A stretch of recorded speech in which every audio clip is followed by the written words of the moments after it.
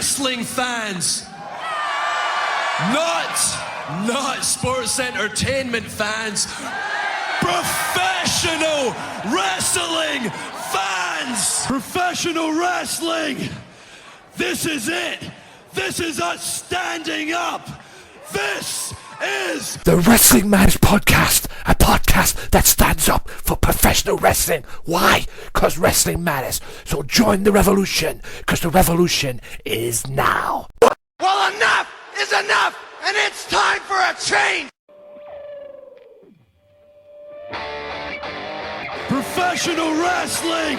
This is it. This is us standing up. Yes, yes, yes, yes, yes, yes. That's 13-14.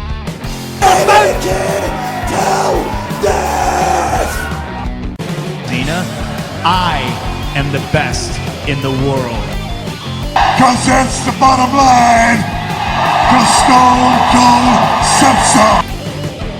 My lords, ladies, gentlemen, wrestling fans, children, and whoever else is listening to this great controversial podcast, my name is Anthony Walker for another installment of the Wrestling Matters podcast, episode 94, ladies and gentlemen, 94. And guess what, ladies and gents? We're back to normal. Yay! Raw, Smackdown, NXT, TNA, Ring of Honor, and yes, we'll throw in ICW too. Action-packed to the max, ladies and gentlemen, today's episode. So, we've got action-packed galore on the episode, but I just want to run through, before my first topic, I want to run through my little promotions. Check out Mystery Island. All the links will be in the description below on YouTube and SoundCloud. Check them out. Facebook.com/Back to the Island. At The Mystery Island on Twitter. It's one of them. It's the other way around. But be sure to check out Mystery Island. We're all great information on that. Also, guys, check out my brothers, my newfound familia at Max Wrestling Podcast, Daz, Evan, the Butcher, who will be coming on the show soon. I'm getting them on, guys, so be on the lookout for that. I'm getting them on. They'll be on the show very, very, very, very soon. Be sure to check them out. Also, shout out to them. I was on their podcast this past week. 3 attempts of trying to get me on the podcast. Daz, you eventually got me on.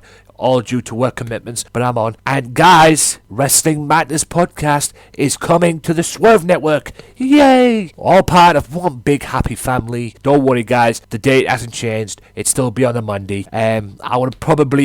It'll be about 8 o'clock UK time-ish, around about that time that it will go up on the Swerve Network, so I would imagine it'll go up there, and then about 8 o'clock UK time, round about that time, so that'll be about 3 o'clock you East Coast time at the least. So, with that being said, ladies and gentlemen, be sure to check them out, and also check out the new installment, and also check them out each and every week. Daz, the crew, great bunch of lads, my new familia, and also check out Roxy as well, the Offshoot Radio crew, Mike Rodriguez, my man James Belmont, gorgeous Roxanne, that's right, Rockstar herself. She's absolutely stunning, and she's absolute riot to work with as well, and she's just amazing. Also check out my brothers, my family from Sunday Segue as well. Shout out to Kitty and Suggs. I'm still waiting to be invited on the podcast, guys, but at the end of the day, it's your commitment, it's your jurisdiction. I know the last time you invited me on, I was working on that day because I was working the Leeds game at the Borough Ground, but yeah, I'm still waiting to open up, guys. And also, guys, February 29th will be the 100th episode of the Wrestling Matters podcast. That's right. Never thought I'd reach 100, but anyway. 100th episode of the Wrestling Matters podcast.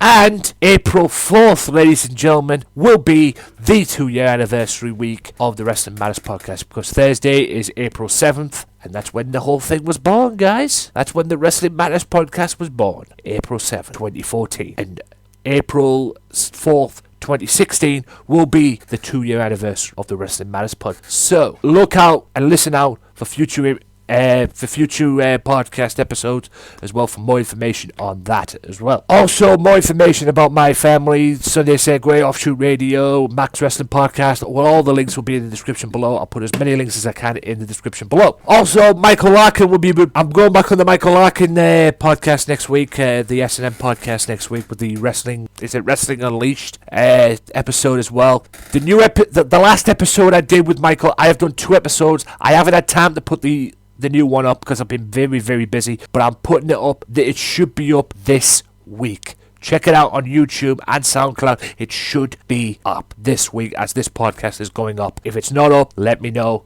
because I want to know why. Also, guys, theHealthyWalker.net for more information on the podcast and the Games Matter channel. Also, a Wix website is in the pipelines. I'm creating it as I'm recording this right now. I am putting it out there as I'm recording this. So I've got 2 websites coming. I might drop one and stick with the other one. I don't know. Whatever works for me. But I'm joining the Max Wrestling Podcast family. You know, I'm joining the Now Network, Swerve Network, and whatever. So I might as well go to the Wix website as well. So with that being said, ladies and gentlemen, all that good stuff, be sure to check it out. Also, I've got another top 10 for you. That's right, and I've already discussed this a little bit with the Max Wrestling Podcast crew as well. I discussed it last time I was on. Yeah, Max Wrestling Podcast. I discussed it last time I was on. And, yeah, it is the 10 biggest signings in WWE history, ladies and gentlemen, and I'm going to talk you through the countdown right now. It starts with number 10, Finn Balor. That's right, Prince Devitt, whatever you want to call him. It starts with him, and Daz said this better when I run this countdown on the podcast, when I was on the podcast during the commercial breaks, you know, during the intervals of the podcast. I ran this down on the podcast, and I was recording, and he said that Finn Balor should be higher, and quite frankly, he should be. He's 100% right. Number 9, quite frankly, is the biggest joke ever, considering he is above Finn Balor. And if he was going to be on this list, I mean, a lot of you people may think he has no business being on this list, but he definitely has no business being higher than Finn Balor. I know that. Big Show is number 9. I would have put him number 10. Big Show is number 9. Now, I know you people wish he'd retire and this, that, and the other, and probably don't like him as much as you used to or whatever. But back then, he made a big impact, man. And his signing was a big impact as well. You have to admit, I mean, during the peak-ish of the Monday Night War, peak-ish of the Monday Night War, you know, the peak of the Monday Night War, it came in, made an impact, you know, and that made an impact itself, that signing, because that, in a way, turned the tide, even though the tide was turning, but that elevated the tide a little bit more to, you know, the Max Wrestling, to the WWE. I'm sorry, I've got Max Wrestling on my mind at the moment. To the WWE at this point as well. So, as well, it did play a part in elevating, because WCW had this guy, he was the giant in WCW, and holy shit did he make an impact in WWE. Came out of the cage match at St. Valentine's Day Massacre, came out from underneath the ring, threw Austin into the cage broke, and Austin managed to escape and go to WrestleMania to face The Rock. But yeah, it was a big impact. Should he be above Finn Balor? No. Number 8 was Hideo Itami, Kenta, to you and I. And that was a big impact. That was a big signing for the WWE, at that point at least. Definitely, I would probably say this should be top 5, to be honest. Number 7 was Samoa Joe. Apologies if you heard that. Number 7 was Samoa Joe. I would probably say that was the huge signing, considering he was a Ring of Honor star, a TNA star as well. And now he's going to be conquering the WWE. And I predict big things for him in the future as well, and I would agree with that, him being in this list, no doubt. Number 6, many of you people might be 50-50 on this one, but at the time, it was a huge signing for WWE, because many people thought he would never be in WWE, or he'd never come to WWE, but he eventually did for that 1 year. It's a shame it ended so soon, and it's a shame he was poorly used, in my opinion. Goldberg. And at the time, it was a huge signing for WWE. Number 5 was Eddie Guerrero, God bless him. He left WWE with Benoit, Malenko, and Saturn, because WWE was shit in terms of leadership and booking, and they got sick of it, and they went and they jumped ship to WWE, and the rest, as they say, is history. And he was a huge signing for WWE, as were the Radicals in general, no doubt. Number 4 was Sting. Yeah, that was a huge. I would have put him as number 1, to be honest with you, because it took 14 years for WWE to get Sting into WWE. It took 14 years. I would have probably put that number 1. That's controversial in itself, but you know, I would have probably said that was number 1, because that was their biggest signing ever. I mean, it took them 14 years to get him into WWE, or even convince him to come to WWE in the first place, and he's rightfully going in the Hall of Fame. More on that later. Number 3 was Kurt Angle. At the time, it was big, because he was an Olympic champion, and he was the first Olympic gold medalist to ever grace WWE or professional wrestling in general, I would imagine. So yeah, as well, that was a huge signing at the time, and he went on to be the Wrestling Machine. Why is this guy number 2? I do not know, because although it was a big signing, I don't know if it was that big. Rey Mysterio.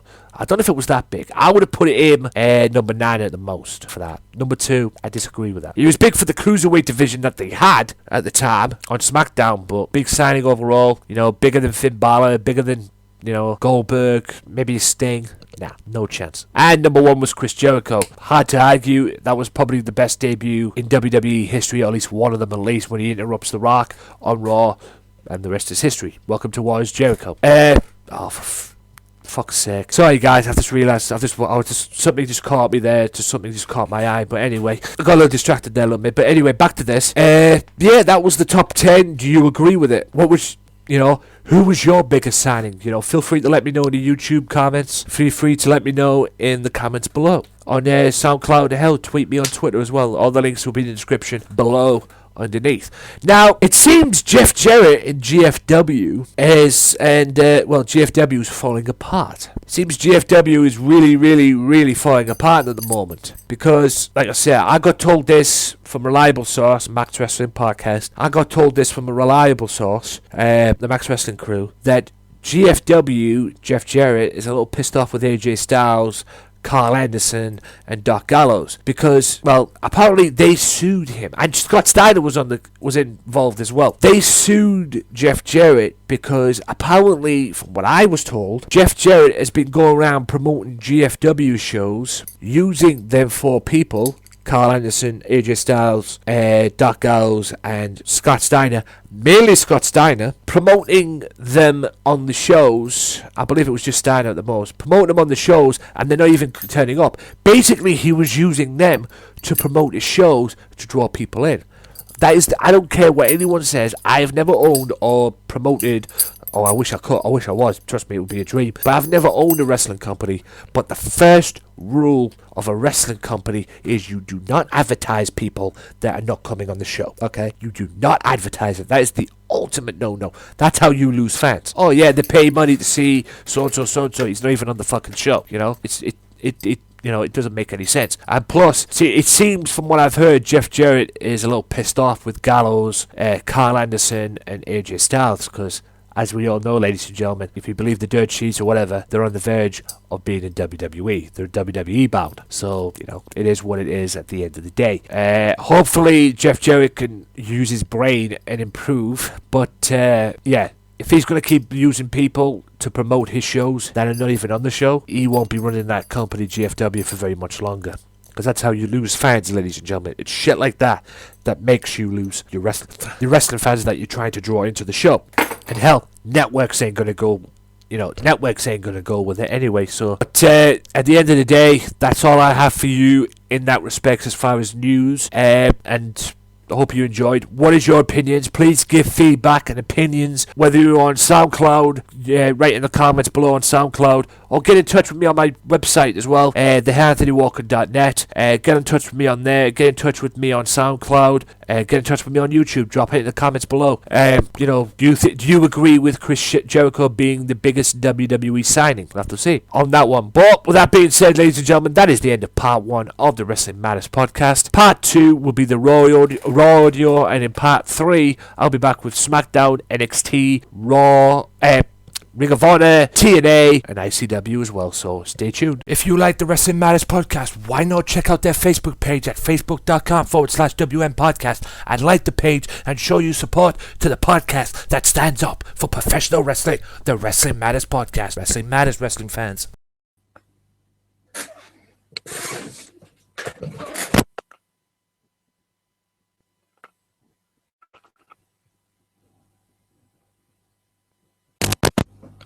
Bit of fail there on the intro there, guys. I haven't plugged myself while I was doing that. I tried to do an intro. It backfired. But anyway, I am here. It is time. You know what time it is. It's the Raw Review. My name is Anthony Walker. Welcome to this video there. A little fail on the intro there, but I'll give you something to laugh about. A little entertainment there. But, yeah, Monday Night Raw took place last night. But before we get into that, guys, I just want to quick something out. Last week, I got told by somebody who I talk with, wrestling and everything, that there was a lot of lag on the last week's episode that I did. But that might be connection problems. That might be, you know, bad internet and whatever it is you guys are doing.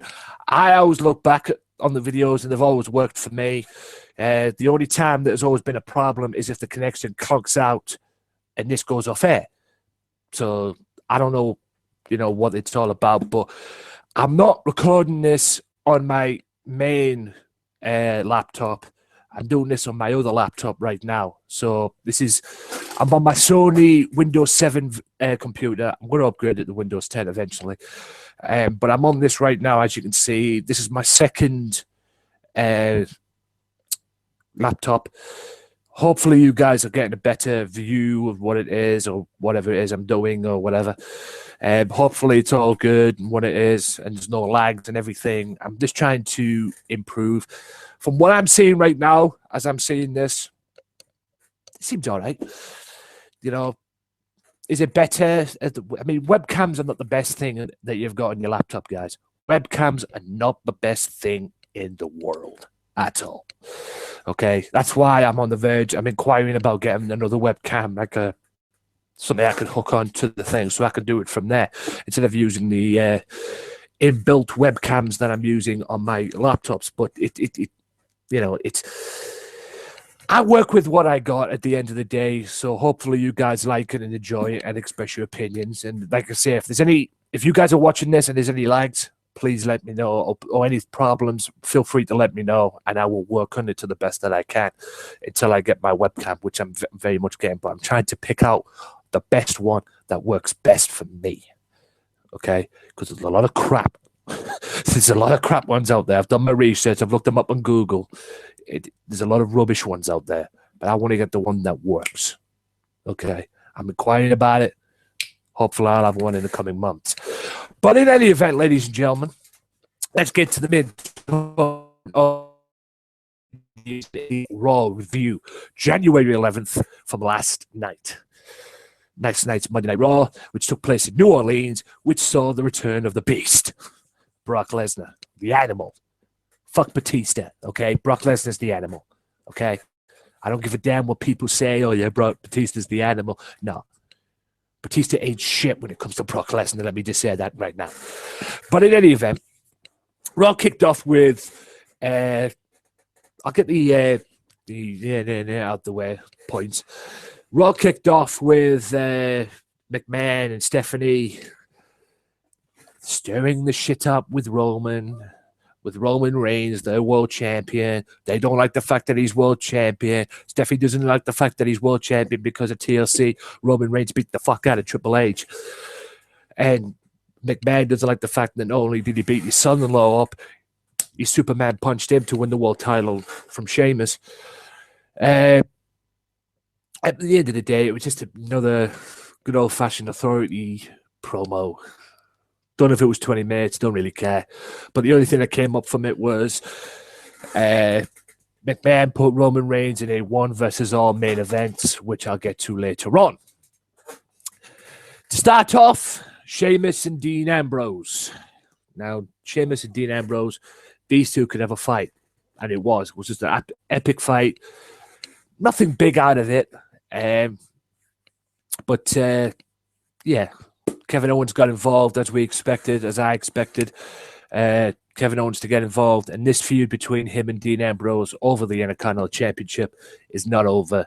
And I think Kevin's made it very, very clear that he will not stop until he gets Dean Ambrose and gets that Intercontinental title back. Dean Ambrose went to the emergency room but walked right into his girlfriend, Renee Young. Yes, they are dating, ladies and gentlemen. They are going out with each other, but, kayfabe bullshit and all that. And says that he will not die. He's still living and breathing. He's still got a pulse. He's still alive. He's not dead. And that is bad news for Kevin Owens. So, that feud is not over. The next match was Stardust and Titus O'Neil. Stardust gets beat again by Titus O'Neil. This time he attacks Titus on the outside as Titus was having a bit of greeting the fans and everything, greeting one of the fans at ringside, and then Stardust attacks him. Could somebody explain to me what this feud's about?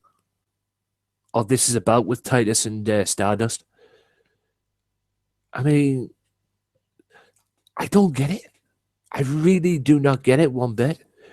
It's like, what the fuck kind of thing, I mean, somebody must have had a bad day going into this feud, but anyway, or coming up with this feud, at least. I'll say this quickly right now. I think Charlotte was on the verge of going into a match with, I believe it was Brie Bella or Alicia Fox. It was somebody, I believe it was Brie Bella, because let's face it, Alicia Fox couldn't hang with Charlotte anyway. So Brie, the replacement leader for the for Team Bella, at least, believed she was going to go one-on-one with Charlotte. That was until Becky Lynch attacked Charlotte from ringside. And obviously that didn't sit well with Ric Flair, and obviously that didn't sit well with Charlotte, because Charlotte wasn't expecting it. It's far from done with her and Becky. And will that ever exist in the female world? Who knows? But at the moment right now, there's beef between Charlotte and Becky, and it seems that Charlotte, according to Becky, has broke a promise. Maybe that will never happen. We'll see. After the Titus O'Neil Stardust match, I just thought I'd get that one out the way. After the Titus O'Neil and Stardust match, Usos went up against in the non-title match against the New Day. All thanks to the fallout from the highlight reel with Chris Jericho. Chris Jericho challenged New Day, and New Day had no choice but to accept. And thanks to a little bit of help from Chris, the New Day lose and the Usos win, which I don't have a problem with. The only problem I have with the Usos is the fact that they are Tag Team of the Year at the Slammy Awards. Tag Team of the Year from the Slammy Awards for being out for 6 months. Don't make sense whatsoever. Stupid thing. My bad on that one, guys. That was a little bit of a thing. Yes, I was watching something on YouTube there. But yeah, I mean, that's the only problem I have with the Usos. Just doesn't make sense. How can you be Tag Team of the Year when you were out for 6 months? It makes no sense. It just makes no sense whatsoever. I mean, they must have kissed a lot of butt to get them Slammy Awards. But anyway, my favorite part of the match, and thank you, Chris Jericho, for this. Chris Jericho manages to get out of that trombone that Xavier Woods carries it around. Xavier Woods tries to cause a distraction, comes off the apron, turns around. Jericho blows the trombone right in his face and then breaks it. So no more trombone. And for that, the New Day lose the match, like I say, and the Usos will probably get a tag title shot somewhere down the road. Thank you, Chris Jericho. And I like I've said many, many times, and like I said on the podcast, Max Wrestling Podcast, and I'll say it right now, the New Day can kiss my ass. They can kiss my big, white, Northeast ass. I do not like the New Day. I have no love for the New Day. I respect them as talent, but this gimmick they've got and everything, it is an absolute joke. Just my opinion. The Wyatt family came out, assert their dominance, but the social outcasts, which are Adam Rose, Bo Dallas, Heath Slater, and Curtis Axel came out and grew a set, basically, and challenged them to a match, challenged the Wyatts for a match. Braun Strowman basically took care of them all by himself. That was until Ryback came out and got involved and wanted some of the Wyatts. All leading into the Royal Rumble, guys. All leading into the Royal Rumble. It is what it is at the end of the day. But will the social outcasts work? Nah, I don't see it. It's like the social outcasts are like 3MB. 4-man job squad. That's what they are. If these get a push, it's unbelievable. But saying that, Dolph Ziggler jobbed to them the other week. Well, jobbed to Heath Slater the other week, which was a complete joke. So where these are going, these social outcasts, I don't know. But no doubt all four of them will be in the Royal Rumble. Also, courtesy of what happened on SmackDown, and like I said, a very good SmackDown, I must admit, Alberto Del Rio had to put his US title on the line against Kalisto. And just like on SmackDown, shocking moment of 2016, Kalisto is the new United States champion. It shocked me.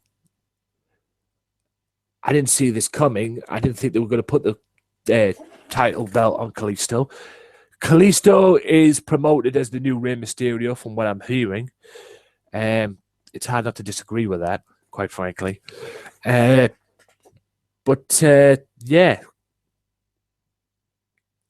As far as the series of matches goes, Del Rio is 0 for 2 with Kalisto.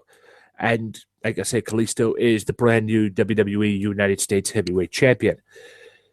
Question is, how long for? Because this coming week on SmackDown, the rematch is taking place. So obviously Kalisto's got to defend the title against a very pissed off, angry Alberto Del Rio. Will he retain it?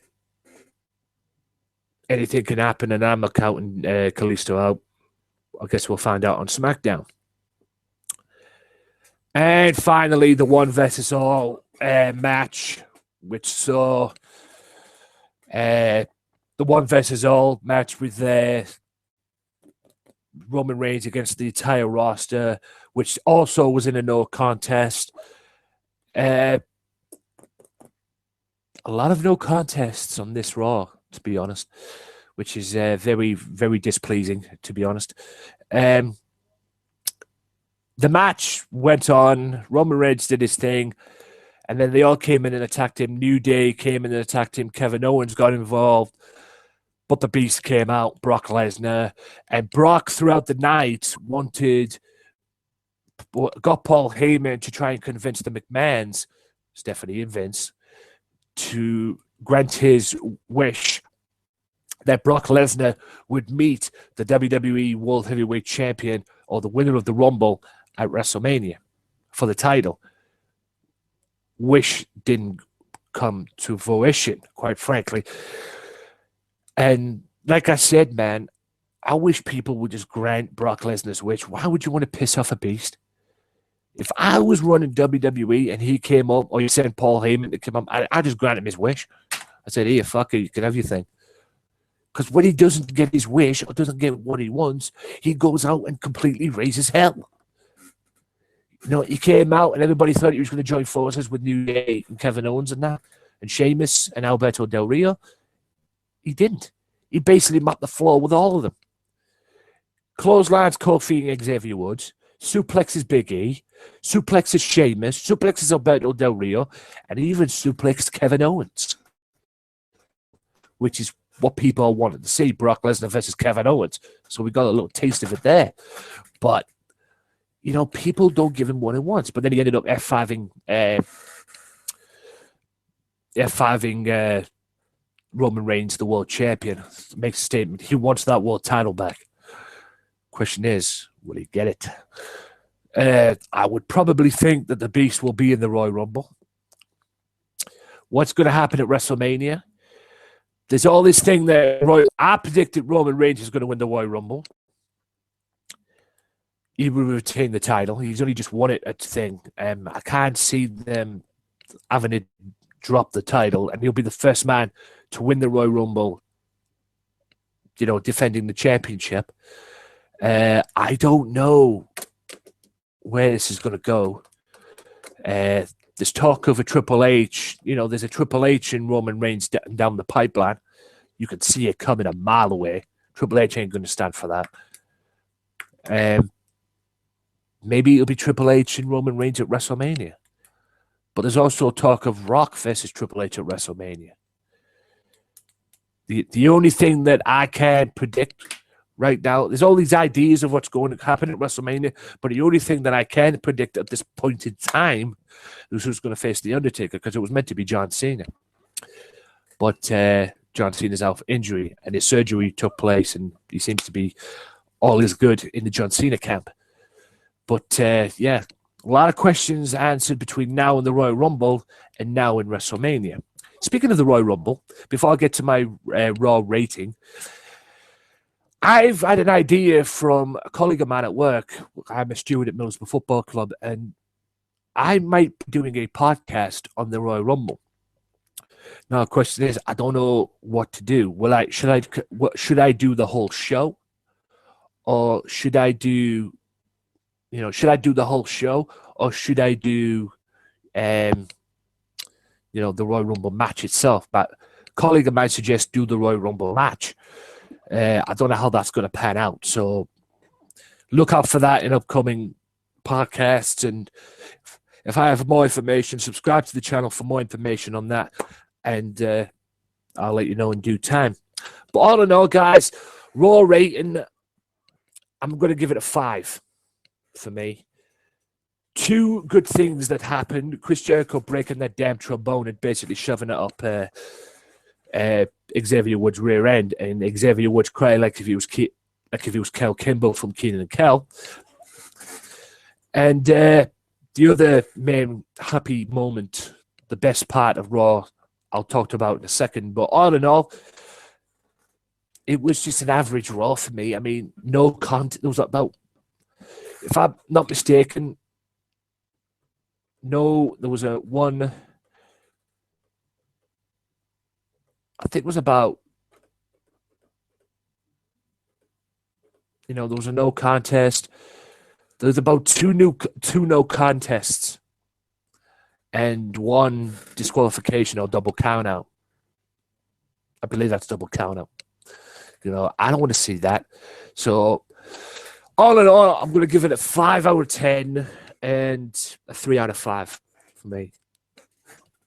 There was only two things that got my attention on Raw. One of them was Chris Jericho breaking that damn trombone and shoving it up Xavier Woods' ass. The other one is what I'm going to talk about right now, guys. Dallas, Texas, WrestleMania 32. WrestleMania 32, the night before in the Hall of Fame, the icon, Sting, is in the Hall of Fame. Well deserved. Obviously, that was part of the deal when he signed for WWE in the first place, to do a season, to do a year of matches, get injured at Night of Champions, but then also be in the Hall of Fame. That was obviously part of the deal, and WWE have granted it. And WWE Hall of Fame, night before WrestleMania 32, Sting takes his rightful place in the Hall of Fame, and I think he's the only guy or the only wrestler that's in the TNA Hall of Fame and the WWE Hall of Fame. I might be wrong on that, but I believe that is so. I mean, where do I begin with Sting? He was the blonde, young guy in the early 90s, late 80s. He became, the NWO's worst nightmare from 97, 96 onwards. And then he joined the Wolfpack. What hasn't he done in WCW? He was the backbone. He was to WCW what John Cena is to WWE, except he was better. Simple as that. He could have had the chances to succeed anywhere else, like in WWE or anywhere else. He never did. The only place he went was TNA. Out of that, he's been in 3 companies: WWE, TNA, WB. That's all. He was loyal to WCW. He was loyal to TNA for his tenure there as well. And night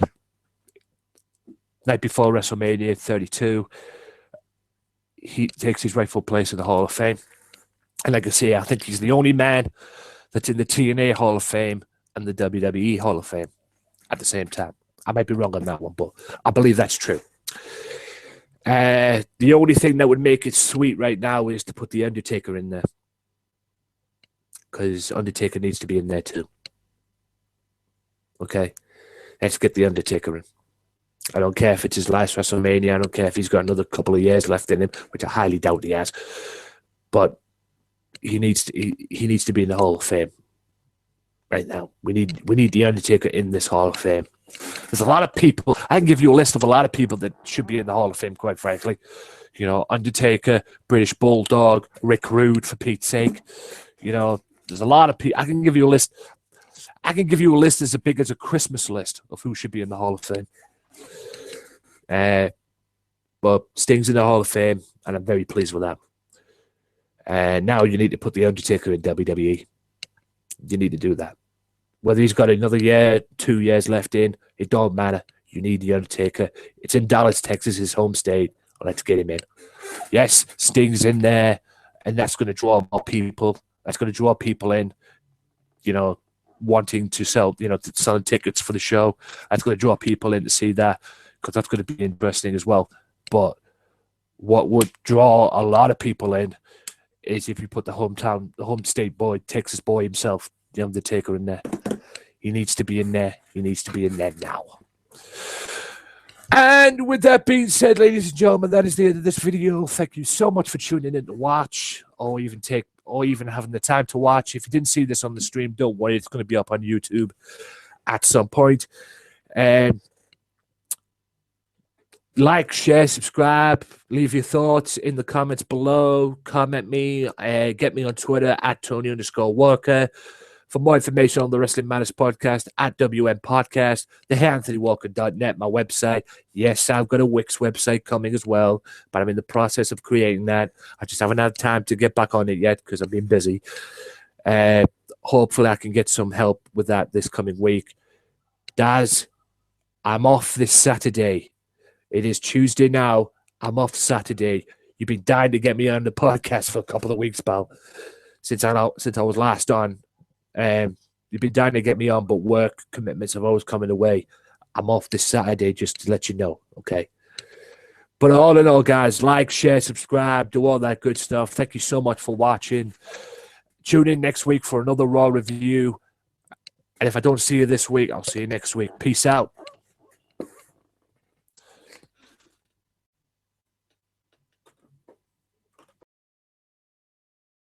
If you like the Wrestling Matters podcast, why not follow the Wrestling Matters podcast now on Twitter at WMPodcast for all professional wrestling news. Wrestling Matters, wrestling fans. Welcome back, ladies and gentlemen, to the Wrestling Matters podcast part 3, and I hope you enjoyed the Raw audio there. Now, we're going to get back to normal, ladies and gentlemen. That's right, we're going to get back to normal. Smackdown, NXT, TNA, ROH, and yes, we'll throw in ICW too since it's around. So, with that being said, ladies and gents, I'm not going to talk briefly. You know, the limit on these podcasts now is 2 hours because I'm practicing warming up to going on the Swerve network. So, I'm going to start off with Smackdown first, and then I'll talk about NXT to the best I can. Smackdown kicked off this week with Ambrose challenging Owens to a last man standing match at the Royal Rumble, and the brawl showed a little preview of what happened earlier on in the evening, or later on in the evening, with a tag team main event. More on that in a bit. Dudley Boys defeated the Wyatt family, Eric Rowan and Luke Harper in the tables match. It's interesting to see where this is going to go with the this feud with the Dudleys and the Wyatts, to be honest with you, because obviously it's not finished. Obviously this is going to lead up into the Royal Rumble match itself, because I can see all 6 men of these in the Royal Rumble. I say 4 of the Wyatts and the Dudleys. So what will happen after that remains to be seen. Goldust, Damien Sandow, Jack Swagger and Zack Ryder lose to the Social Outcasts and basically just killed every one of their careers. You got 4 Social Outcasts, Heath Slater, Bo Dallas, Curtis Axel and Adam Rose. I almost said Axel Rose there, fucking hell. Adam Rose. And, I just don't know where these are going at the moment with this. I don't know what the WWE are trying to do with these Social Outcasts. You've got basically 4 jobbers in a group. That's what they are. And they're getting pushed over jobbers themselves, which, let's face it, Damien Sandow hasn't been good for a while, which is a shame. Fuck knows what Goldust is doing, and Zack Ryder basically should be on NXT with the Hype Bros. Why he's getting pulled up to the roster for, I don't know. He's got a good thing going with the Hype Brothers on NXT, and they'll be up on the roster very, very soon, no doubt. And Jack Saga hasn't been relevant since Seb Coulter, so I don't know what the hell they're going with this. I don't know where they're going with this, but I guess we'll find out in upcoming shows. Alberto Del Rio regains the United States Championship after the biggest upset in history. Now, the reason for this, guys, I got told by Max Wrestling Podcast, the reason for this is Kalisto is injured again. So that's why they did what they did and dropped the title to him, because Kalisto is injured. Apparently he's got surgery planned.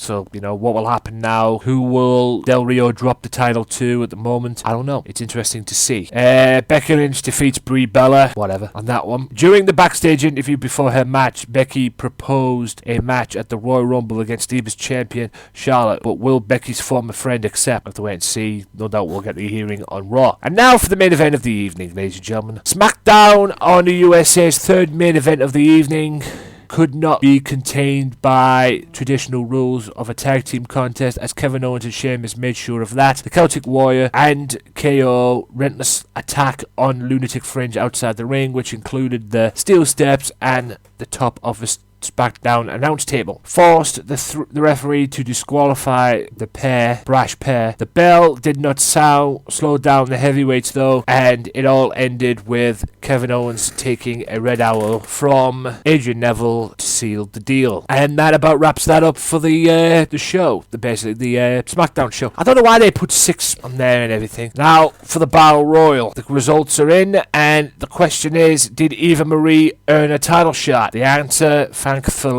is no. That's right. Thankfully, the answer is no.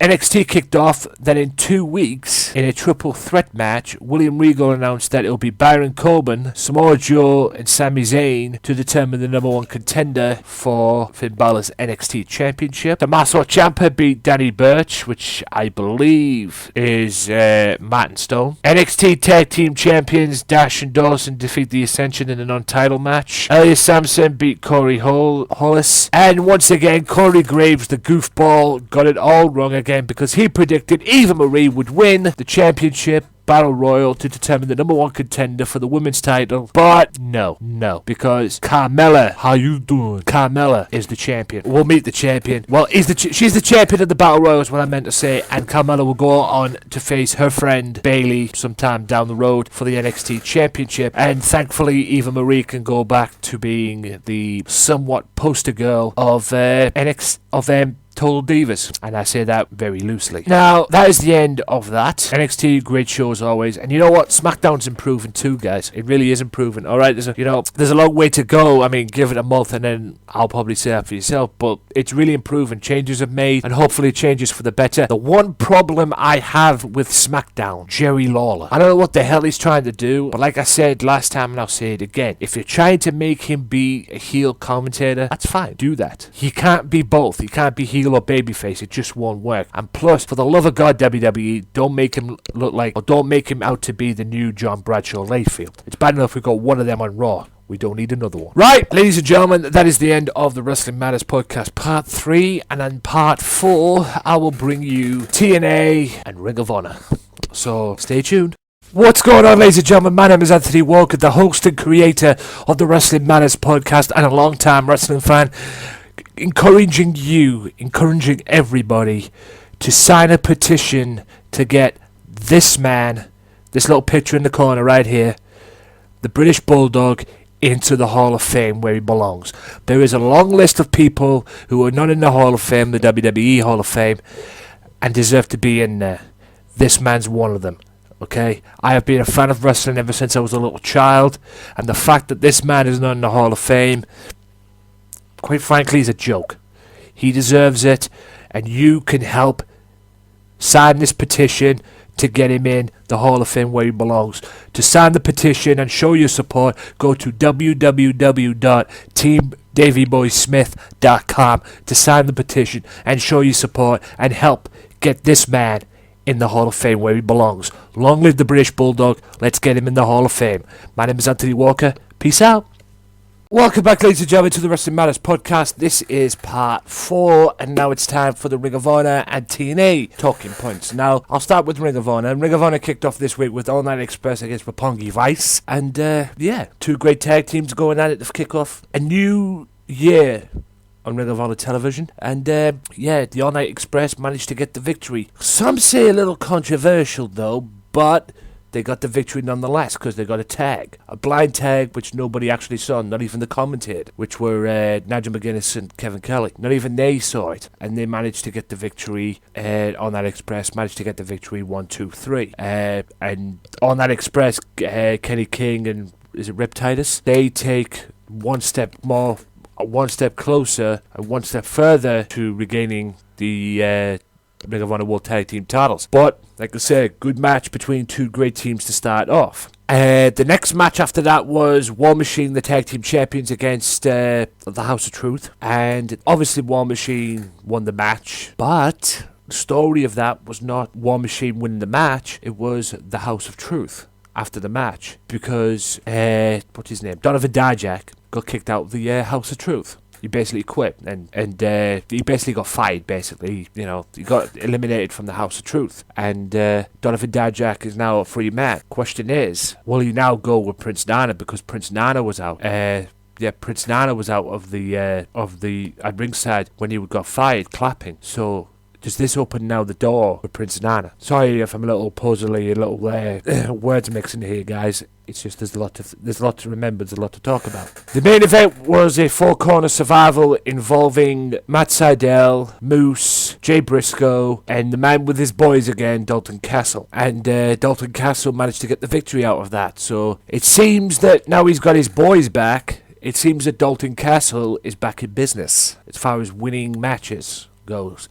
He's got a newfound confidence, he's got his boys back, and he seems that all is right in the world with Dalton Castle. Question is, will he be on one step closer to getting a Ring of Honor title match? And the main piece of the puzzle of that show was Kingdom coming out talking the Antoxin's final battle, and Adam Cole throwing his weight around a little bit, saying that he got the job done against Kyle O'Reilly, which he did, but Kingdom lost the tag titles, and saying that they dropped the ball, which, to be honest, they did. I think the seeds were planted now for the Kingdom to split, because, as we all know, Mike Bennett and Maria Kanellis are in TNA now. So maybe the seeds are planted here for a split in the Kingdom. And we might find that out next week, because Red Dragon came out looking for a fight with the Kingdom. And then the Young Bucks came out and overheard what Red Dragon was saying and wanted a piece of the pies themselves. So Nigel McGuinness made an epic match, an epic main event for next week's Ring of Honor, involving the Kingdom, Adam Cole, Mike Bennett, against Red Dragon, against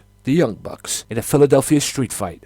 Triple threat match. So that is one to look forward to. And not a bad show from Ring of Honor in their first show back, or first show of the new year, Ring of Honor television, so I'll give that a 4. I actually enjoyed it. Now we've got off from Ring of Honor, it's time for the Impact Wrestling results. I'm not going to talk about it briefly, I'll just run through what happened and everything. It seems that Jeff Hardy is now clear to wrestle. Could this be the end of him though in TNA? Because I've had a lot of rumours about him in going back to WWE. A lot of rumours of him going back to WWE. Who knows? Could be a surprise entrance in the Royal Rumble. I don't know. But he came out with a note, asked EC3 to read it, and it says that he is clear to wrestle. And then EC3 invited anyone from the back to take on Jeff Hardy. I can't pronounce this guy's name, but it's spelled Shynron. He stepped up, went against Jeff Hardy, but Jeff Hardy beat him. Now, it seems that the Dollhouse is now the Kong House, because Awesome Kong, as you know from what it seems, joined the Dollhouse last week. And the Dollhouse went up against the Beautiful People in a knockout street fight, and the Dollhouse actually beat the Beautiful People. So, Raquel is coming to Impact. I think that might be Eddie Guerrero's family. Could be Eddie Guerrero's daughter. I might be wrong. Beer Money, Beer Bash was interrupted by Eric Young and Bram, and Eric Young challenged, from what we got out of it, challenged Bobby Roode to a King of the Mountain title match, which he accepted. But thanks to Bram getting involved, Eric Young managed to get the victory and become the new King of the Mountain champion. A new segment, new chat show on TNA now. With Mr. Anderson. And he had Rebel and Son Maxwell along with the man himself, Mr. Matt Hardy. 6-person tag match. DJ Z, Jesse Goodaz, and Eli Drake versus Tigre Uno and the Wolves. which I believe Tigre Uno got the victory on that one. Yep, the Wolves and Tigre Uno get the victory. Jeff Hardy backstage encouraging Matt to believe in himself and everything, become level-headed. And Matt goes out and basically challenges EC3 to one more World Championship match and says if he doesn't beat EC3, he quits TNA for good. EC3 trumped him a little bit because he came back and said, you want your title match? You got it. On one condition. Last man standing match. So January 19th, it's going to be a last man standing match. Matt Hardy, EC3. And then we go on to the first match of the farewell tour, the supposed farewell tour of Kurt Angle. And he went one-on-one with Drew Galloway. I actually saw this match, saw the show, but actually saw this match. Two great wrestlers going at it, and he takes an Angle slam off the top rope to beat Drew Galloway. And Angle wins it. Both men show respect after the match, and that is the end of Impact Wrestling. It seems Impact Wrestling at the moment right now is improving. The question is, will this last? I hope so. I really do. But like I said, time will tell in that situation. Now, I've got something. You know what? I was going to tell you about something that popped up during the week. Bit of news for you, but I'll tell you what. I'll do that last. That about wraps this part up. I'll be back right after the break with ICW, and then after that with 2 bits of news and an outro. So see you in a bit. Be sure to listen to the Sunday Segway Wrestling Podcast. What? Every Sunday with Kenny Killer and the Galdem Sugar Shubs. Yes! Yes! With all the news, views, and laughter that you want. They like jet airplanes. Woo! They like long limousines. Every Sunday, the Sunday Segway Wrestling Podcast on Podomatic, iTunes, and YouTube. So why don't you choke on that, slap nut?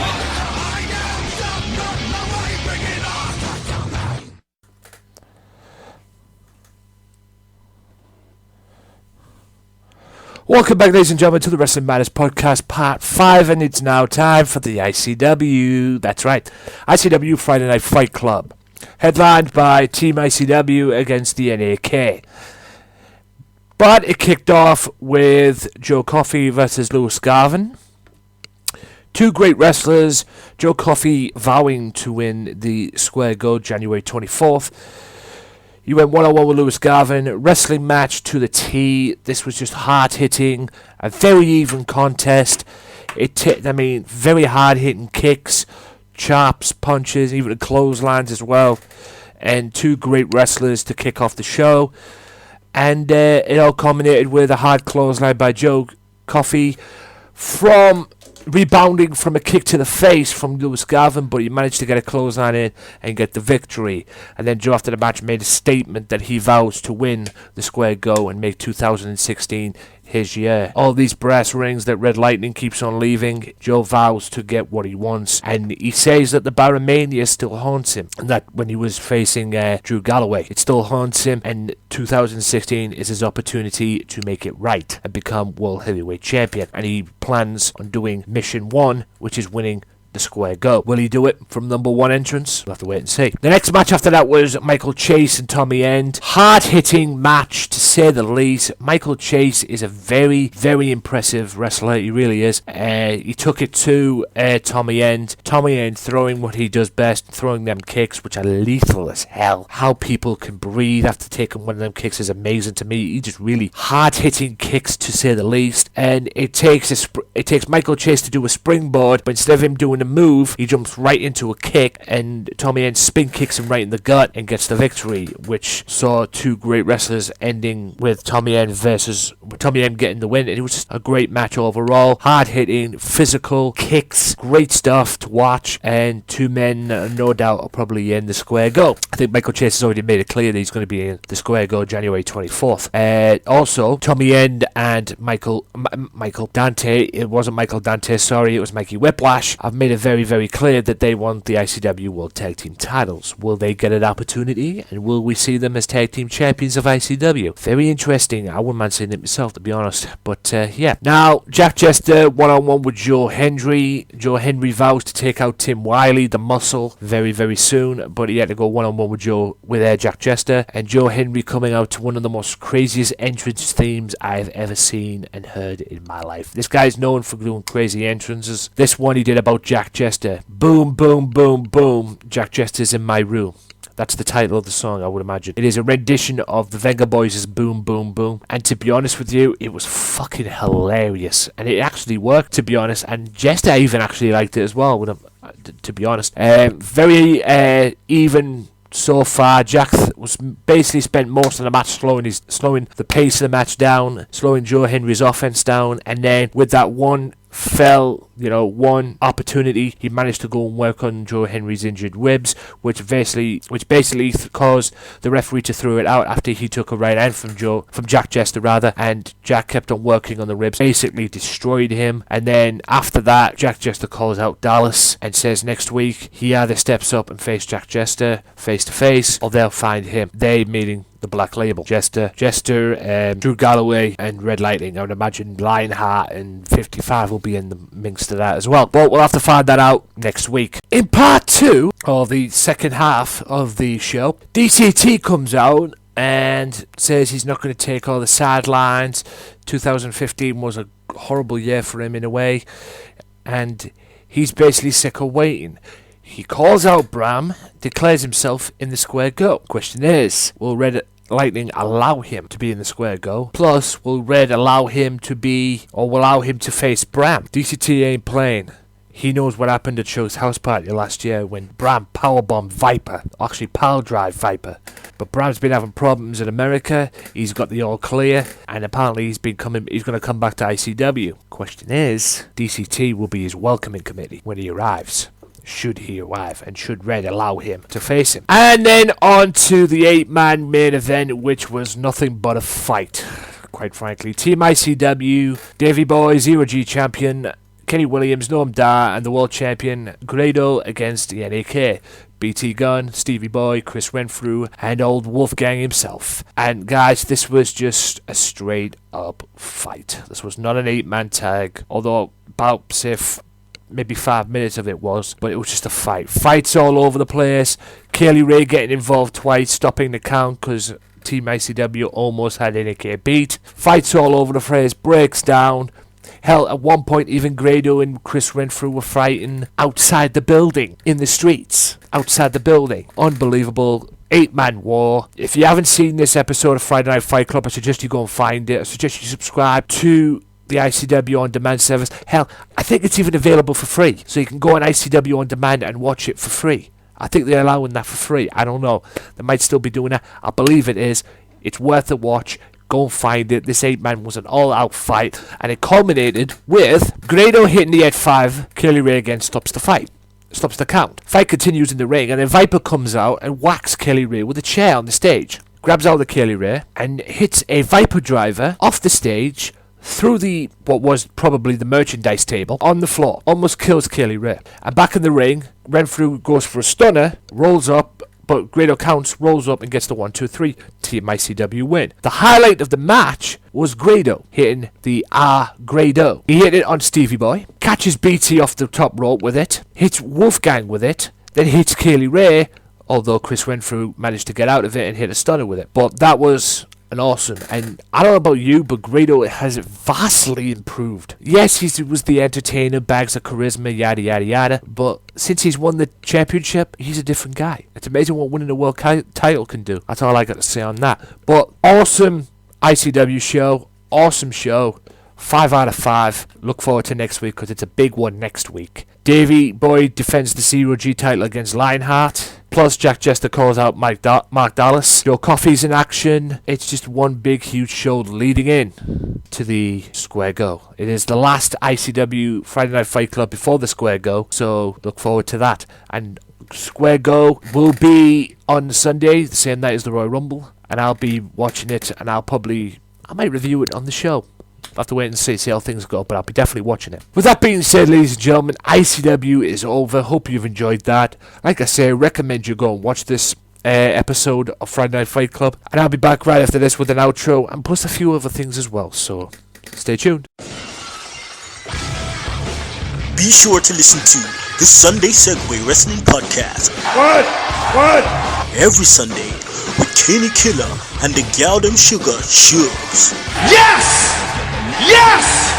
With all the news, views, and laughter that you want. They like jet airplanes. Woo! They like long limousines.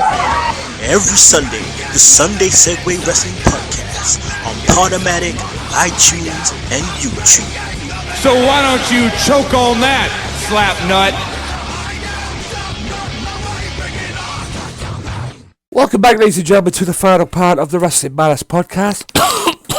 Excuse the cough.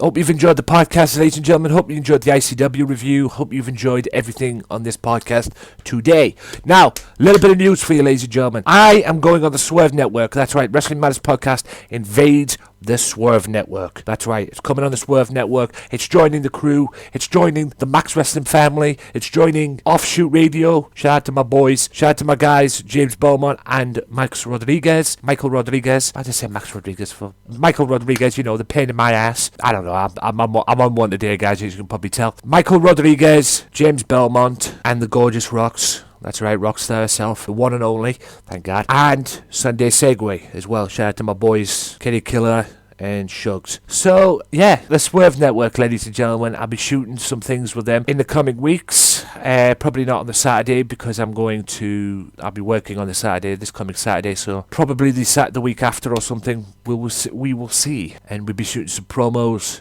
shooting some stuff. And yes, ladies and gentlemen, I'm coming to the network, so get ready for that. Hopefully I can get there in time before the 100th episode, which takes place February 29th. Now, two things, ladies and gentlemen, okay? Two things I've got to do. One bit of news came up this week. You all heard of Robot Wars. It seems that it's coming back in the UK on BBC, and somebody already stepped up to announce that show. He said, I'm free. That person was Jim Ross. That's right, wrestling legend Jim Ross. Wrestling announcing legend, rather. Good old JR stepped up and said that he is free. Will JR become the new voice of Robot Wars? That's a very interesting dynamic, if they can get him. It's very interesting. Will they go for him? I probably doubt it, but we'll see. Also, ladies and gentlemen, I did a little thing on at WMPodcast's Twitter page. That's right, that's Wrestling Matters Podcast Twitter page. Go to it, at WMPodcast. If you haven't followed it, follow it. I did a poll on there this past week involving Roman Reigns and Triple H, but mainly Triple H, because there's all these rumours flying around, ladies and gentlemen, that obviously Triple H is going to be fighting at WrestleMania, but from what it seems the past couple of weeks, it's going to be Triple H versus Roman Reigns at WrestleMania. That's what they're leaning to, for what I've got at least. That's what they're leaning to. But we all know The Rock's scheduled for WrestleMania as well. He's announced that he'd be back for WrestleMania. So what I thought, I'd do a poll on the WM Podcast Twitter page, and I put, which match do you want to see? Because there's a lot of rumours flying around that Triple H will face The Rock at WrestleMania. These two have fought everywhere else. They've never fought at WrestleMania. And will they pick up where they left off from the angle they did last year's WrestleMania with, Ronda Rousey? Because they were building towards a mixed tag match. Ronda Rousey, The Rock versus Triple H and Stephanie, but Ronda Rousey can't get out of her deal, or can't get out with Dana White, or can't agree with it with Dana White because Dana White won't let her go. So I did a poll on the at WM Podcast Twitter page, which got 8 votes. Big thank you to everybody who voted. And I asked, what match do you want to see the most? Roman Reigns versus Triple H, or Triple H versus The Rock? And I also put underneath none, just to add a little something. Do you want to see them? Do you want to see either match, or don't you want to see them at all? So I put Roman Reigns and Triple H versus The Rock, and none, like I said. And 38% said Triple H and Roman Reigns, 24% said none, and 38% said Triple H and The Rock. So it was a basically tie. So that tells me that they don't care. They'd rather see either one is okay with them. So that's interesting. That's very interesting indeed. And like I said, big thank you to everybody who voted. Right, ladies and gentlemen, that is the end of this podcast. Hope you've enjoyed it. Thank you so much for taking the time out of whatever it is you are doing to listen. It is appreciated. Next week, I will be on the Wrestling Unleashed, Wrestling Zone S&M podcast. My usual skip with Michael Larkin. And hopefully in the coming weeks after that, he will be on the podcast as well. We'll do another episode of Wrestling Unleashed or Wrestling Zone. You know, I forgot what the fuck you call it because I haven't even done it for ages. You know, I've been busy doing something else. I forgot what to call it. But, you know, it's our little, you know, chitty chat with Michael Larkin that we've started doing on the podcast. I will do the third episode. Episode 2 of that will be out this week. I apologise for not uploading it as soon as I did it because I've been busy. So I will get that out to you this week, I promise. And, yeah, ladies and gents, thank you so much for tuning in. More information, there is a Wix website along the way. More information on the upcoming things, you know what to do. All the links will be in the description on SoundCloud and YouTube. My name is Anthony Walker, and I bid you a fond farewell. See you next week. Peace. Well, enough is enough, and it's time for a change! Professional wrestling! This is it! This is us standing up! Yes, yes, yes, yes, yes, yes! That's 13-14!